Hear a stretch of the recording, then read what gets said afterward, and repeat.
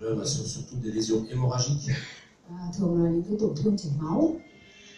Sinon, chez le nouveau-né à terme, en cas d'accouchement difficile, on peut avoir des lésions anoxiques, des lésions ischémiques.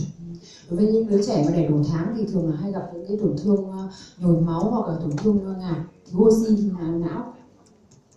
Chez le nouveau-né, on peut avoir aussi des infections materno-fétales, c'est-à-dire comme la toxoplasmose, la rubéole, le cytomegalovirus. Ở trẻ sơ sinh thì hay gặp những cái, hoặc đứa trẻ đẻ non thì hay gặp những cái bệnh lý nhiễm khuẩn chu sinh truyền nhiễm từ mẹ sang con, ví dụ như là nhiễm toxoplasma hoặc là rubella hoặc là những cái bệnh lý khác, hay người ta gọi là hội chứng TORCH syndrome.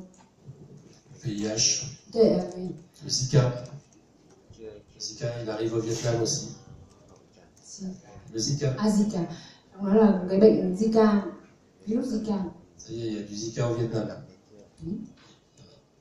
Ça donne des microcéphalies. Gây ra bệnh tật đầu nhỏ. Alors les lésions hémorragiques du prématuré, c'est surtout dans la paroi des ventricules, surtout autour des ventricules. Những cái xuất huyết não thì ở trẻ đẻ non thường là nó hay ở cái vị trí dưới màng não thất. Alors l'échographie, elle a un intérêt pronostique.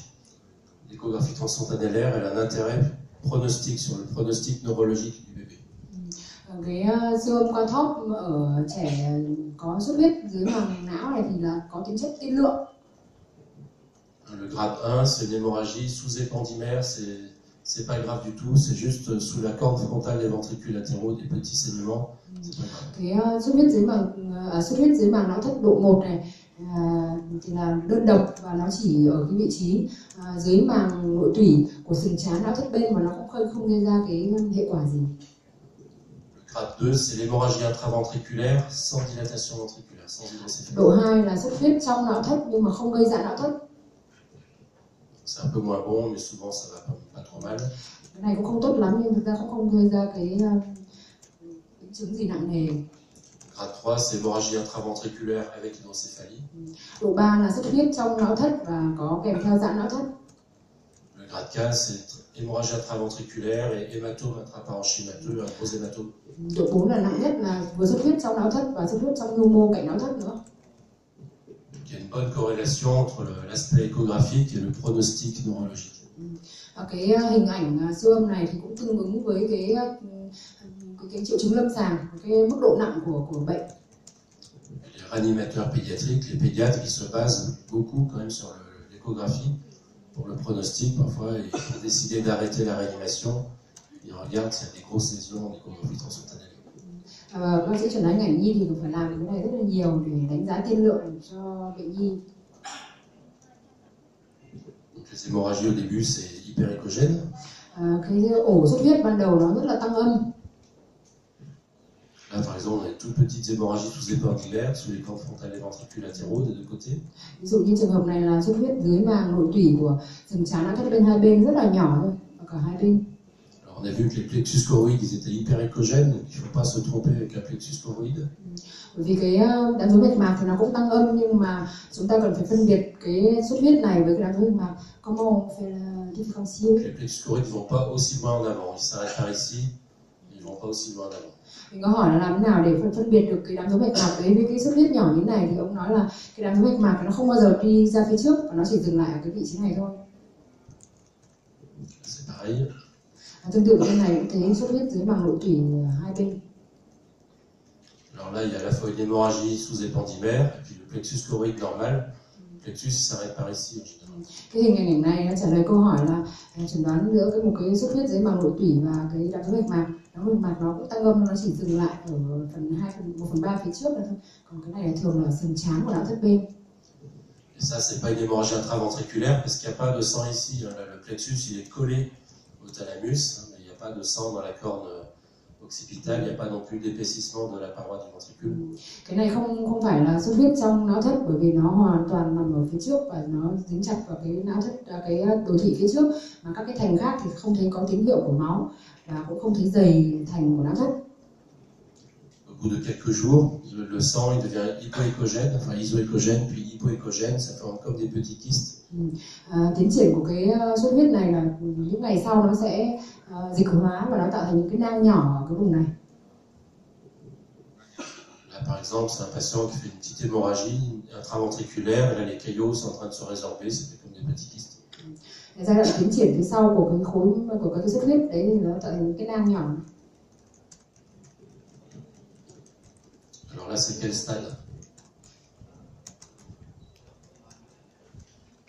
Stade 3, hémorragie intraventriculaire avec dilatation ventriculaire.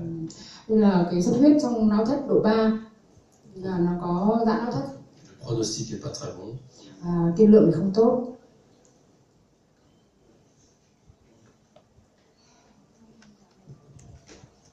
Alors là, il y a une hémorragie intraventriculaire des deux côtés. Là xuất huyết trong não thất hai bên. On voit qu'il y a un épaississement de la paroi du ventricule. C'est souvent le cas quand il y a une hémorragie intraventriculaire. Souvent la paroi elle est épaisse. Khi có xuất huyết trong não thất thì thường là cái thành của não thất thì nó sẽ dày lên, còn bình thường thì sẽ không thấy thành của não thất. Donc là, il y a une dilatation ventriculaire après une hémorragie intraventriculaire. Đây là cái di chứng giãn não thất sau khi bị xuất huyết trong não thất. Alors, on trouve un épaississement de la paroi des ventricules. Có dày của thành não thất. Ça c'est dû soit une hémorragie intraventriculaire, soit une méningite avec une ventriculite. Đây cũng có thể là hệ quả của một cái xuất huyết trong não thất, mà cũng có thể là hệ quả của một cái viêm màng não. Donc on va surveiller ces hydrocéphalies en mesurant la taille des ventricules, toujours de la même façon, comme ça par exemple. Khi mà theo dõi một cái não ống thủy thì ta có thể đo cái độ rộng của não thất và trên cùng một mặt phẳng. Dans les sévères, il faut faire une dérivation ventriculaire. Với những trường hợp nặng thì cần phải dẫn lưu não thất ổ bụng. On peut avoir des hématomes intraparenchymateux, c'est plus rare. Với những cái xuất huyết trong não thất thì khá là hiếm. Xuất huyết mô não thì khá là hiếm.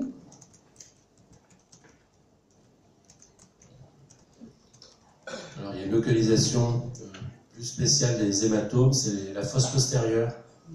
Một cái vị trí nữa của xuất huyết là ở hố sau. Après un accouchement difficile, parfois on peut faire un hématome sous-dural ou intraparenchymateux ou extradural dans la fosse postérieure ici. Có thể là một cái xuất huyết dưới màng cứng, ngoài màng cứng hoặc là viêm mô ở cái vùng hố sau này. Alors c'est parfois pas très facile en échographie, parfois on voit pas très bien dans la fosse postérieure. Si vous avez un doute, vous faites un scanner. Đối với cái vùng hố sau này thì đánh giá siêu âm quan rất là hạn chế. Vì thế nếu mà chúng ta nghi ngờ có một cái xuất huyết ở cái vùng hố sau này thì chúng ta nên chỉ định cho bệnh nhân chụp CT. Les hémorragiques, c'est surtout le nouveau-né prématuré. Tổn thương xuất huyết ở trong não thất và nhu mô não thì thường là ở trẻ đẻ non. Les lésions ischémiques, c'est surtout le nouveau-né à terme avec un accouchement qui a été difficile. Đối với những cái tổn thương nhồi máu thì hay gặp ở những trẻ đẻ đủ tháng, thế nhưng mà nó có sang chấn hoặc là có vấn đề bất thường trong quá trình chuyển dạ để khó. On a plusieurs types de lésions. Les plus fréquentes, c'est la leucomalacie périventriculaire. C'est des lésions ischémiques de la substance blanche périventriculaire. Có rất là nhiều loại tổn thương của cái tổn thương nhồi máu này, và cái loại là nhuyễn não chất trắng quanh não thất. Ça, c'est la lésion les plus fréquentes. Cái loại này là loại hay gặp nhất, nhuyễn não chất trắng quanh não thất. Donc ça peut laisser des séquelles, des troubles moteurs, des troubles psychomoteurs, enfin des troubles de développement. Cái di chứng của cái tổn thương này có thể gây ra cái chậm phát triển tinh thần vận động. C'est une cause de paralysie cérébrale infantile. Có thể là gây ra cái triệu chứng liệt ở trẻ nhỏ. Alors en échographie, au début, la substance blanche apparaîtra trop blanche comme ça. Ban đầu thì cái tổn thương nó biểu hiện là cái chất trắng quanh não thất này nó quá là sáng, quá tăng âm. C'est normal que la substance blanche périventriculaire soit un peu hyperéchogène, mais pas trop. Quand elle est très hyperéchogène, c'est très pathologique, il y a une leucomalacie étendue. Bình thường thì cái chất trắng quanh não thất này nó cũng hơi tăng âm rồi, nhưng mà tăng âm quá nhiều như thế này thì là bất thường. Au bout de quelques jours, ça devient isoécogène, donc on voit plus très bien. Et après quelques jours, ça forme des kystes. Những ngày đầu thì nó có thể là sau một vài ngày thì nó có thể thành đồng âm và khó phát hiện, nhưng mà tiến triển dần thì nó sẽ tạo thành những cái nang. Donc il y a un moment où l'échographie est presque normale. Donc si l'enfant il va pas bien, il faut refaire une échographie quelques jours après et on voit l'évolution vers les kystes. Có thể sau đó thì siêu âm bình thường, nhưng mà nếu mà đứa trẻ nó vẫn có những cái triệu chứng về thần kinh thì cần phải làm siêu âm theo dõi. Donc c'est un bon examen de dépistage des lésions ischémiques. Après, si on a un doute, on peut compléter par une IRM avec des séquences de diffusion notamment.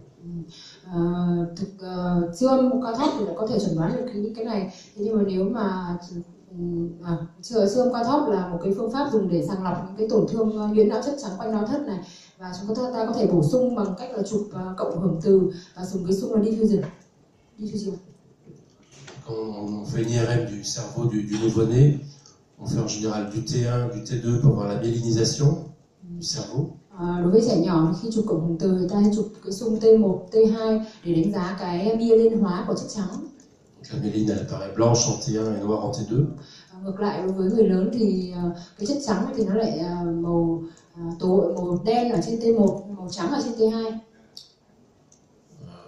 Donc souvent chez le nouveau-né, c'est surtout le bras postérieur des capsules internes et un petit peu le tronc cérébral qui apparaissent blanc en T1. Và vì nó không có myelin nên là cái là capsule interne. Ouais, bras postérieur des capsules internes, un peu le tronc cérébral. Vì là chất trắng của trẻ nhỏ nó chưa được myelin hóa nên là trên hình ảnh cộng hưởng từ ở T1 thì cái bao trong T2 trên T2, cái bao trong và cái thân não thì nó lại tăng tín hiệu. On n'a pas l'habitude de faire des IRM chez le nouveau-né. Si on serre trop les fenêtres en T1, on a l'impression qu'il y a des petites hémorragies des capsules internes. Et c'est juste les régions qui sont myélinisées de façon normale. Nếu mà chúng ta không có kinh nghiệm thì khi nhìn đến những cái hình ảnh mà nó có những cái chấm giảm tín hiệu ở trên T2 ấy, thì chúng ta có thể rất là nhầm với một cái xuất huyết, nhưng thực ra nó chỉ là những cái vùng mà đang bắt đầu myelin hóa của cái vùng bao trong thôi. Il faut aussi faire du T2 étoile parce qu'il y a souvent des petites lésions hémorragiques. Khi đấy thì cần phải chụp thêm xung T2 sao để chẩn đoán xác định những cái xuất huyết. Il faut faire une séquence de diffusion et des cartographies d'ADC pour rechercher les lésions ischémiques. Và dùng cái xung diffusion và bản đồ ADC để chẩn đoán những cái nhồi máu.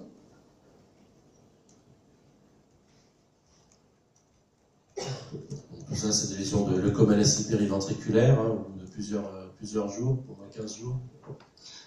Đây là cái tổn thương nhuyễn não chất trắng quanh não thất sau khoảng 15 ngày cái nang. Parfois le diagnostic il n'est pas fait au début, mais c'est au bout d'un an ou deux, on voit qu'il y a un retard psychomoteur, l'enfant il marche pas, il parle pas, on commence à s'inquiéter. Có thể là ban đầu chúng ta chưa chẩn đoán được cái tổn thương này, nhưng mà khi mà đứa trẻ nó có vấn đề bất thường về chậm phát triển tinh thần vận động thì chẩn đoán chụp cộng hưởng từ thì sẽ thấy được những cái tổn thương như thế. En IRM, on retrouvera des lésions de la substance blanche périventriculaire. Cộng hưởng từ thấy được những cái vùng tổn thương chất trắng này, tăng tín hiệu quanh não thất. Des déformations un peu des ventricules qui sont élargies, qui sont attirées vers les lésions. Cái não thất ở lân cận cái vùng tổn thương nó có thể bị biến dạng, nó rộng ra. La leucomalacie périventriculaire, c'est le plus fréquent. On peut aussi avoir des accidents ischémiques comme chez l'adulte qui touchent un territoire artériel. Những cái tổn thương nhồi máu ở trẻ nhỏ thì cũng tương tự như người lớn, thì nó cũng tuân theo cái vùng cấp máu của động mạch não. Ça c'est beaucoup plus rare. Và rất là hiếm. Là par exemple on voit des accidents ischémiques dans les deux territoires sylviens. Ta thấy được cái vùng nhồi máu của cái vùng cấp máu của động mạch não giữa sylvien hai bên. Là c'est le même enfant, donc on a une IRM en T1, en T2, diffusion, ADC. Đây là cùng một bệnh nhân thì chụp T1 này, T2, diffusion và ADC. En diffusion, on voit des lésions qui sont blanches en diffusion, noires en ADC, donc ce sont des lésions ischémiques aiguës. Trên diffusion là cái vùng tổn thương tăng hạn chế khuếch tán, tăng tín hiệu, và tương ứng nó thì trên ADC thì là màu đen giảm tín hiệu, hình ảnh điển hình của một cái nhồi máu mới. qu'en T1, T2, on voit un peu des lésions hémorragiques au sein des lésions ischémiques. Trên T1 thì ta thấy cái tổn thương chảy máu của cái vùng nhồi máu, chuyển dạng chất chảy máu của tổn thương nhồi máu.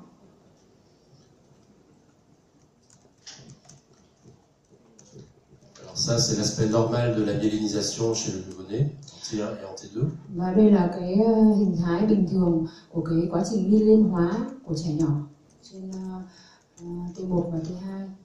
Donc on voit surtout le bras posterieur des capsules internes ici. Nhìn thấy cái cánh tay sau bao trong là cái vùng myelin hóa sớm. Donc là, c'est facile de voir que c'est normal, mais si on fait des coupes sagittales, juste des coupes sagittales, parfois on a l'impression de voir une lésion hémorragique ici. Trên cúc axial này thì là bình thường, nhưng mà nếu mà là trên cúc cắt sagittal thì có thể nhầm lẫn đến là một cái xuất huyết. Et là, c'est des enfants qui ont eu une anoxie, un accouchement difficile, et on voit qu'il y a des problèmes de myélinisation. On voit plus la myélinisation des capsules internes. Đây là một cái đứa trẻ nó bị ngạt do quá trình chuyển dạ kéo dài khó khăn, ta không thấy được cái vùng myelin của cái cánh tay sau bao trong. Donc c'est important de vérifier que la myélinisation elle est normale pour l'âge de l'enfant. Ông nhấn mạnh là rất là quan trọng phải biết về cái myelin hóa theo tuổi ở trẻ nhỏ. Souvent, l'anomalie de la myélinisation, c'est le seul signe de souffrance du cerveau chez le nouveau-né. Là, on voit que la myélinisation elle n'est pas normale, mais c'est le seul signe de souffrance du cerveau. Il y a une anoxie du cerveau, le cerveau il a souffert. Cái tín hiệu bất thường ở cái vùng trung tâm này, myelin hóa này, là cái dấu hiệu duy nhất chỉ điểm ra cái tổn thương thiếu oxy ở trẻ nhỏ.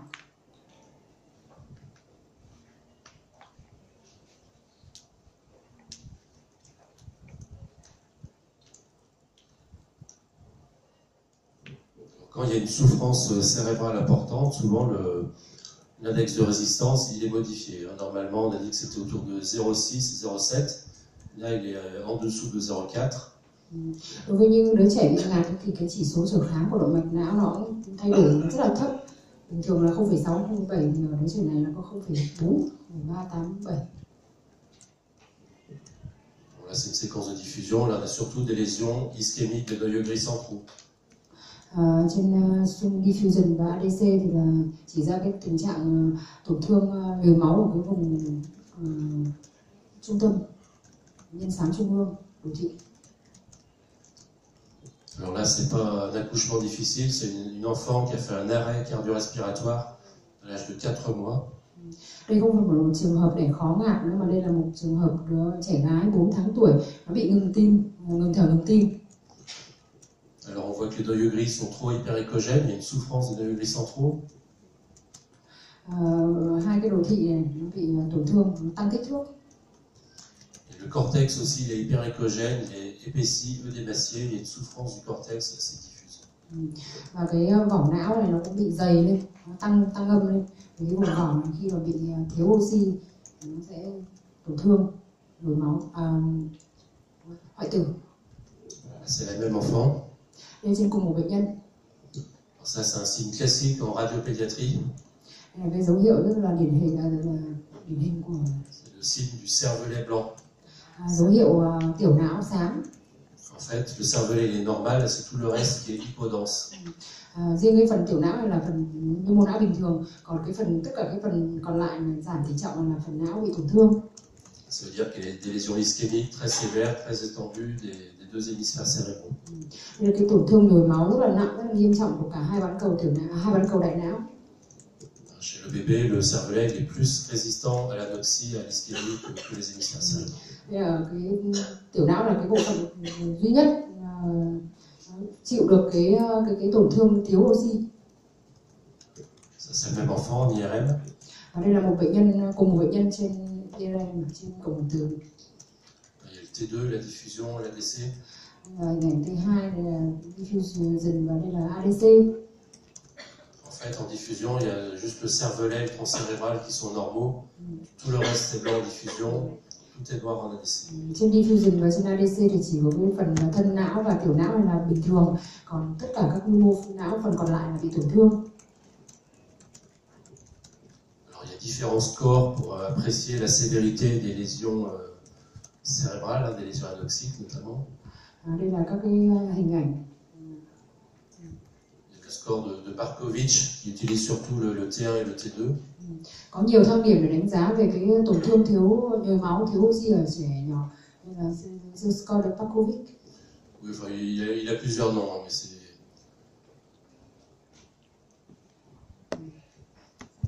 Bon, sinon, on va dire c'est le score de souffrance cérébrale néonatale en IRM qui utilise le T1 et le T2.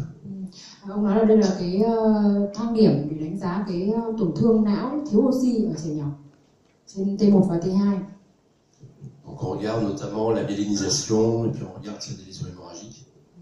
Và đồng thời phải tìm xem những bất thường về myelin hóa và tổn thương xuất huyết.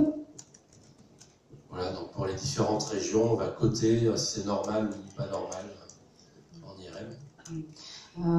Đánh giá theo các phân vùng khác nhau và theo thang điểm, bình thường hay không bình thường. Donc c'est pas mal, mais c'est pas très précis. C'est mieux si on fait en plus la diffusion, le T2 étoile. Cái thang điểm này thì cũng không tệ nhưng mà nó không hoàn toàn chính xác và cần thiết phải chụp cả xung diffusion và ADC. Donc comme chez l'adulte, lorsque l'ADC est diminué, c'est un mauvais pronostic. Cũng giống như ở người lớn khi mà ADC mà giảm tín hiệu thì là giá trị thể hiện cái tiên lượng rất là xấu. Puis surtout, si les lésions intéressent les noyaux glycentraux, les thalamus, le tronc cérébral, c'est des plus mauvais pronostics. Và thường thì cái tổn thương này nó hay ở cái vùng trung tâm, nhân xám trung ương, đồi thị.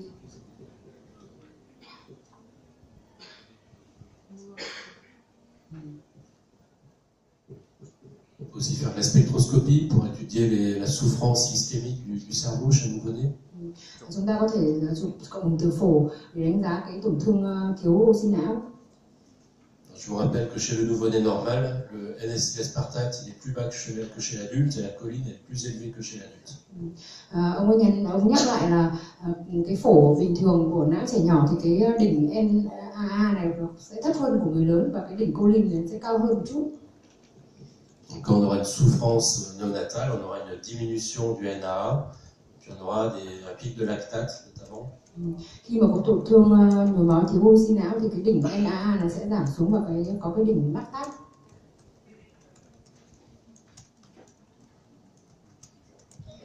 Là par exemple, le NAA est diminué, il y a un gros pic de lipides, de lactate. Cái phổ này thì có cái đỉnh NAA hạ xuống rất thấp và có xuất hiện hai cái đỉnh lactate và lipid.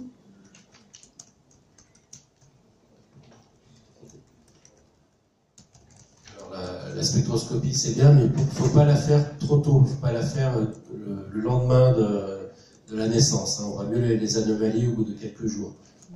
Cái spectro rất là nhạy, rất là tốt nhưng không cần thiết làm ngay sau khi sinh mà có thể một thời gian, một vài ngày sau.